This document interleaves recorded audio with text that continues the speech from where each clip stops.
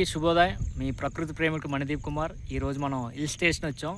దీంట్లో అతి ప్రాచీనమైనది బాగా తెలుసు అంటే పాడేరు తెలుసు, కానీ పాడేరులో చిన్న చిన్న ప్రాంతాలు ఉంటాయి. నేను పెదబయలు వచ్చాను. పెదబయలులో ఎక్కువ గేట్ అంటే వ్యవసాయ ఉత్పత్తి అనేది చాలా బాగుంటుంది.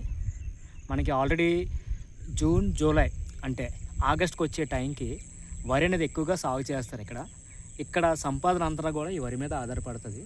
చూడండి, లేత చిగురుతో స్టార్ట్ చేశారు. చాలా పచ్చిక బయలు.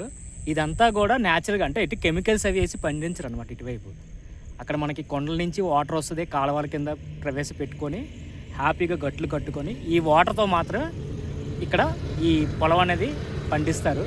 ఈ రైస్ చాలా మంచిది. చాలామంది తెలియక ఏంటంటే స్టేజ్ లెవెల్లో నెక్స్ట్ ఏంటంటే స్పేసెస్ షుగర్ అనేది ఎక్కువగా తీసేసుకుంటారు. ఆ రైస్ కాకుండా ఈ రైస్ అనేది పండిస్తే చాలా బాగుంటుంది.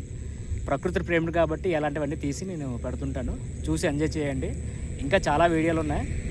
మధ్యలో వాతావరణం కూడా చాలా బాగుంది, వర్షాలు అవి పడుతున్నాయి. చాలా సంతోషంగా ఉంది.